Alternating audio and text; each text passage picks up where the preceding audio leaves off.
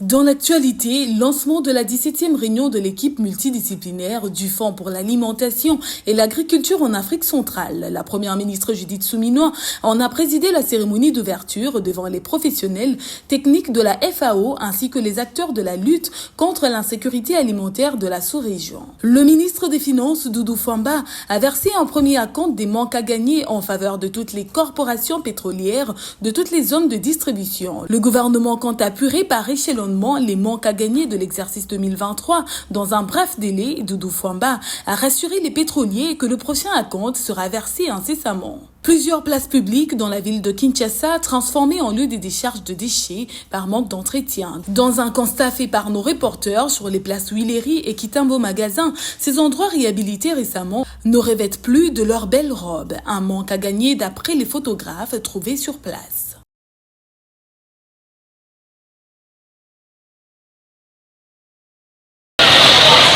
Jadis considérées comme miroirs, les places publiques à Kinshasa se sont transformées en poubelles ou dépotoirs publics. Constat fait ce matin, notamment à la place Kitambo Magasin et Huileri où l'on retrouve des déchets et une montagne d'immondices ici et là. Même les jeux d'eau qui donnaient la beauté de cet endroit ne fonctionnent plus et se sont remplis de bouteilles en plastique. Face à cette situation, la population n'a pas manqué à exprimer leurs regrets. Na uti mupandi ya bon marché nazo katisa po na ya de grand masubu ya mbelinga nanga mona ko kina lobi o douche o to pende sika batu bakoleka même ataso ki kotala ndinga na biso za bato bazozo atan ya kopema mais bakuba novana na basola masuba boete bon place oyo bakonzi bazwaki likanisa osala ngo po ko makitoko boye mais bango moko bakatani na bango suivi ezate c'est pour cela moni. Les photographes qui y exercent leur métier ont déploré cette situation qui met leur travail en faillite. Donc, en 2014, ça fait pratiquement 11 ans. Yo moko somona que l'État est comme un peu délabré, ma belle donc estiqué c'est robeba. Kala makane zaki propre, mai banobima, mikolo vraiment donc yo moko somona. Poubelle comme un peu par-ci par-là, vraiment et ça sont bien des analités. Et puis tu perds de la clientèle belé suite à ya salité wana. Là c'est le kumuto ko le kaza na programme photo te. Momoni papa kanga mo photo moko. Moko peta kanga mi balemi sa to pe 10.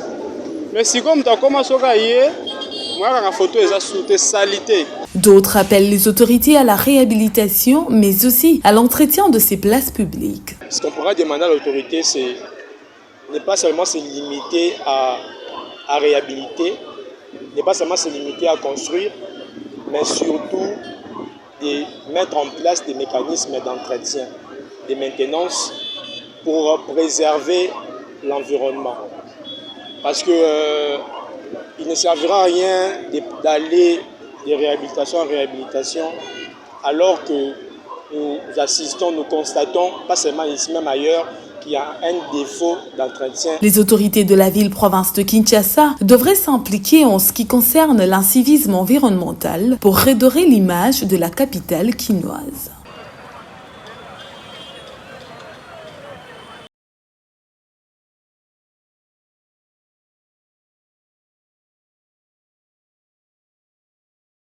La première ministre Judith Suminwa Tuluka a présidé ce lundi 4 novembre 2024 à l'hôtel Hilton de Kinshasa la cérémonie du lancement de la 17e réunion de l'équipe multidisciplinaire du Fonds pour l'alimentation et l'agriculture en Afrique centrale, constituée des 9 pays membres de la sous-région. Ces travaux qui vont se poursuivre jusqu'au 6 novembre permettront d'analyser l'état actuel de l'écosystème agroalimentaire de la sous-région et de suggérer des solutions inclusives, résilientes et durable. Cette rencontre annuelle placée sous le thème « Le potentiel de l'écosystème agroalimentaire en Afrique centrale, financement public et privé, marché, recherche, certification, foncier et coûts » rassemble les professionnels techniques de la FAO ainsi que les acteurs de la lutte contre l'insécurité alimentaire dans la sous-région. Dans son allocution, la chef du gouvernement congolais a réitéré l'engagement de la République démocratique du Congo en saluant les efforts d'accompagnement de la FAO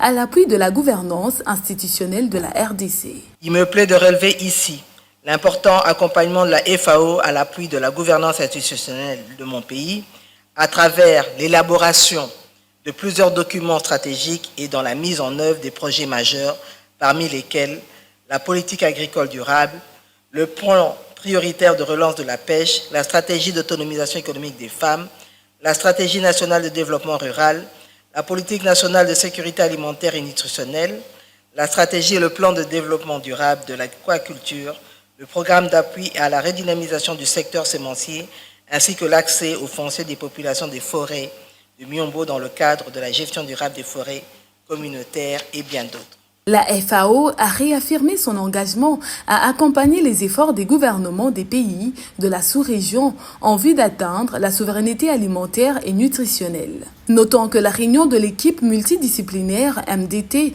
est une plateforme d'échange sur les principales réalisations de la FAO en Afrique. Elle est organisée chaque année dans 4 sous-régions du continent. Le bureau de la FAO pour l'Afrique centrale, SFC, est basé à Libreville, au Gabon, et regroupe 9 pays. Le Burundi, le Cameroun, la Centrafrique, le Congo, le Gabon, la Guinée équatoriale, la République démocratique du Congo, le Sao Tomé et Principe et le Tchad. Merci beaucoup.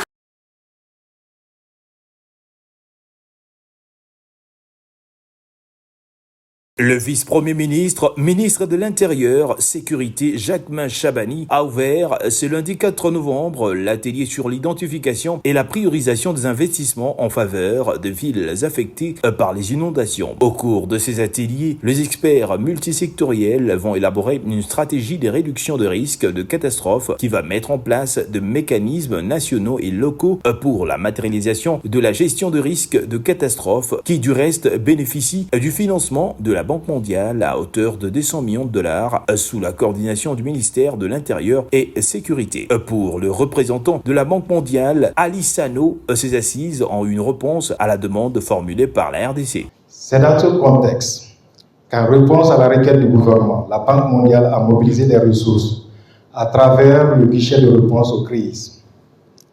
Ces ressources visent à renforcer la capacité du gouvernement à gérer des risques liés au climat et aux catastrophes et à renforcer la résilience des infrastructures essentielles dans certaines villes. L'atelier d'aujourd'hui sera essentiel pour définir l'étendue des activités à inclure dans le projet. Nous vous prions à cet effet d'y participer activement. De son côté, Jacquemain Chabani a exprimé son vœu de voir ces assises se dérouler dans un climat favorable pour l'intérêt de la population. Je vous invite à un échange fructueux dans un climat de sérénité, chacun ayant à l'esprit que nous combattons des ennemis sans pitié, que nous devons vaincre coûte que coûte pour notre survie. Il s'agit des catastrophes naturelles qui endeuillent et dévastent nos populations. Rappelons que cet atelier a connu la présence de représentants de gouverneurs des 3 villes-provinces touchées par les inondations.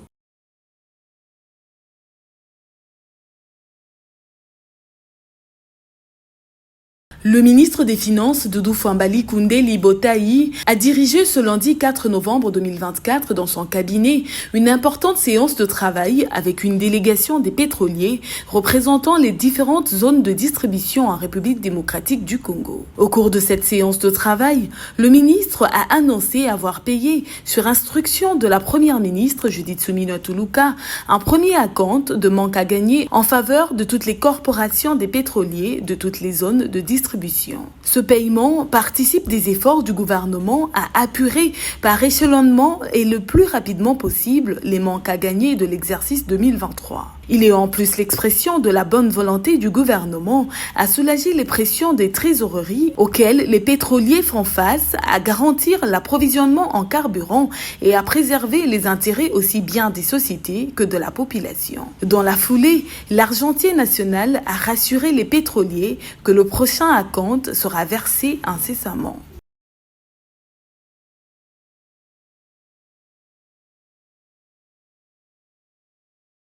Dans un communiqué publié ce lundi 4 novembre 2024, suivant notamment les instructions du président de la République, Félix-Antoine Tshisekedi Tshilombo, à travers son gouvernement dirigé par Judith Suminwa Tuluka, le ministère des Finances informe l'opinion nationale la fin du contrat de modernisation de la Direction générale de douane et accises DGDA par la société Africa Union Financial Services. Lors d'une séance de travail tenue le samedi 2 novembre 2024 au ministère de Finances, le ministre Doudou Mfwamba Likonde a communiqué à la société AUFS la volonté de l'exécutif congolais de ne pas renouveler le contrat de prestation qui par ailleurs avait expiré depuis plusieurs mois. Par conséquent, le ministre de Finances a annoncé la fin du dit contrat signé le 23 octobre 2015 entre la RDC et la société AUFS RDC. Cette décision est consécutive aux conclusions du rapport de la commission ad hoc qui a évalué les obligations contractuelles et le transfert d'équipements à la DGDA, à savoir l'assistance de AUFS RDC à la DGDA à travers essentiellement la fourniture de supports techniques et des infrastructures dédiées était d'un certain apport dans l'évolution du travail de cette régie financière ainsi qu'en témoignant l'évolution de recettes et les conditions de travail dans le poste frontalier où ce partenariat était mis en œuvre. Malgré tout, jusqu'à l'arrivée du gouvernement souminois, le suivi de l'exécution de ce contrat était défaillant et certains volets du partenariat sont restés faibles tels que le renforcement de capacités ou sujets à discussion tels que le rapport qualité-prix de projets exécutés. D'après ces communiqués, des mesures transitoires sont prises pour assurer la maintenance des équipements acquis.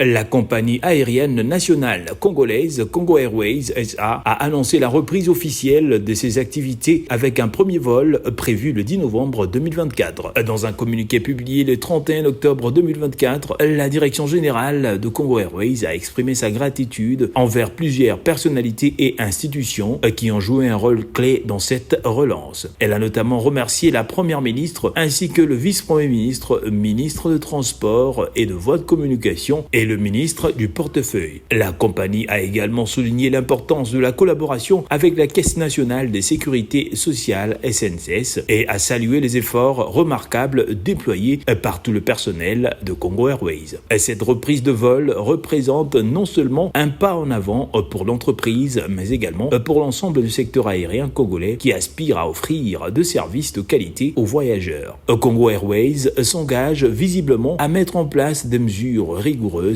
pour garantir la sécurité et le confort de ce passager durant leur déplacement.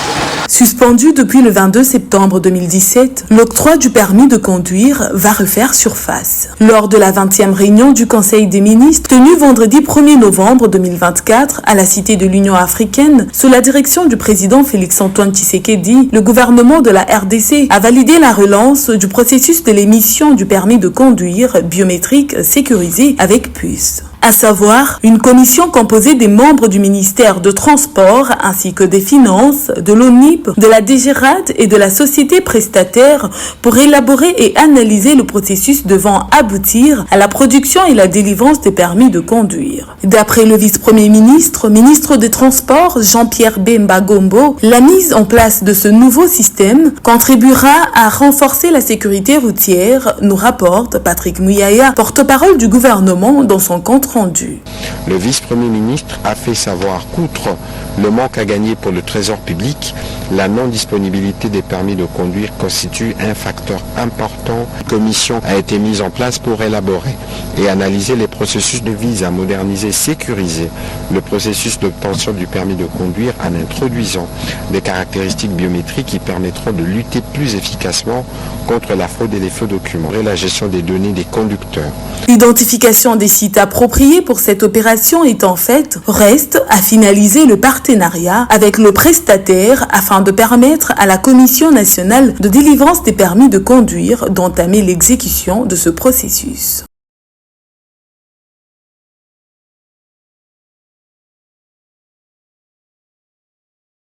La délégation de députés nationaux de la République démocratique du Congo, membre du Parlement panafricain, conduite à sa tête par le rapporteur de l'Assemblée nationale, Jacques Njoli, dont il est membre pour examiner les éventuels amendements du règlement intérieur en vigueur du Parlement panafricain, ont participé le dimanche 3 novembre aux réunions statutaires préliminaires de la commission permanente du règlement, privilèges et discipline dont le siège se trouve à Mindred en Afrique du Sud. Cette commission a reçu pour mission de réécrire, lire, voire même procéder à l'interprétation du règlement intérieur du Parlement panafricain, PAP. Le rapporteur de l'Assemblée nationale, Jacques Njoli, a fait l'économie de cette réunion dont les travaux se sont déroulés à huis clos.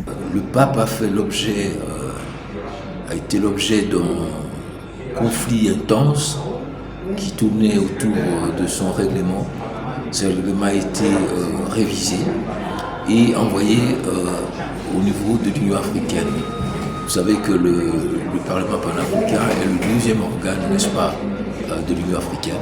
Et nous avons reçu un certain nombre d'orientations des services de l'Union africaine pour conformer ces règlements à certains principes qui gouvernent l'organisation de l'Union africaine, et particulièrement par rapport au protocole qui crée, n'est-ce pas, le PAP.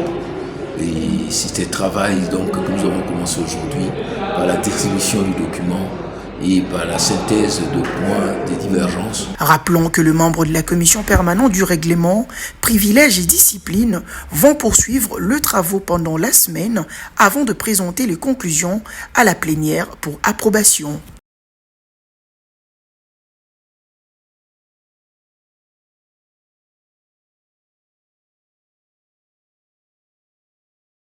Lors de la cérémonie tenue à l'hôtel du Fleuve à Kinshasa le 2 novembre, le ministre de Finances Doudou Fouambali Koundé et la ministre de l'Enseignement supérieur Marie-Thérèse Sombo ont signé une convention d'assurance qui inclut 2 polices d'assurance santé, d'invalidité et d'obsèques spécifiquement conçues pour répondre aux besoins de professeurs d'université, faisant suite aux instructions et orientations du président de la République, Félix-Antoine Tshisekedi. À tour de rôle, le responsable de l'APUKIN et RAPUCO, grande structure regroupant les professeurs des universités et instituts supérieurs de la RDC, ont remercié le chef de l'État pour cet acte salutaire, le ministre du tutelle pour le suivi et la mise en exécution de cette mesure, mais aussi le ministre de Finances pour la matérialisation des assurances santé, invalidité et obsèques de professeurs d'université et instituts supérieurs via les sociétés SFA et Activa. Prenons la parole, Doudou Fouamba, ministre de Finances, a réitéré ses remerciements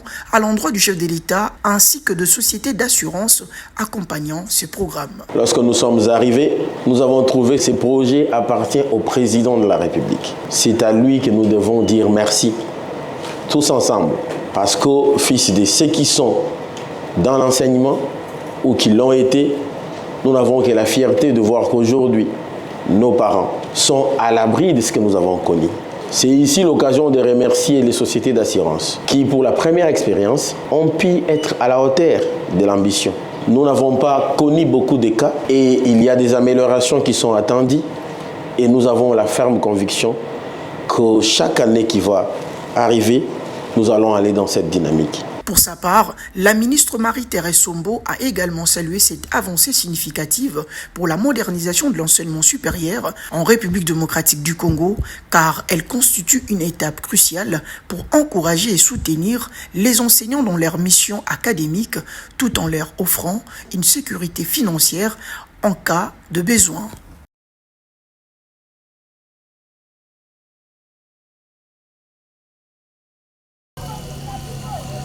Plusieurs problèmes jonchent le quartier Mpassa 3 à Béaté, au-delà de manque d'eau potable, manque de marché local et de l'insécurité qui bat son plein. Une autre difficulté surgit dans ce coin de la capitale, l'insuffisance de centres de santé. En cas de maladie, les résidents de ce coin doivent parcourir de longues distances pour obtenir de soins appropriés. Certains évoquent même le manque de matériel dans ces centres de santé.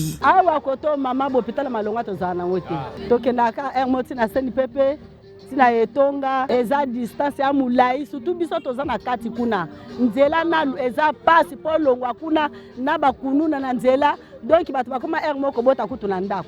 Recours à des centres de santé de proximité Mais ce sont des centres de santé de fortune parce que souvent pas dotés de tout le matériel, ne serait-ce que le matériel du laboratoire. Et quant à la qualification même du personnel qui travaille là, on n'a aucune garantie. Donc on se voue un peu, comme qui dirait, à tous les saints, faute de mieux. On se confie à ceux qu'on trouve sur place. Par conséquent, d'autres lancent un cri d'alarme aux autorités urbaines de leur venir en aide. Alors, le gouvernement n'a pas na bango ceux qui baza balingi pena peuple ndenge bamboka nyonso balinga ba peuple na bango bakoki ko renforcer les biso ba centre de santé awa mais ezala pe makambo kitoko. Le gouvernement provincial de Kinshasa devrait s'impliquer en ce qui concerne la modernisation de ce quartier car un adage dit la santé n'a pas de prix.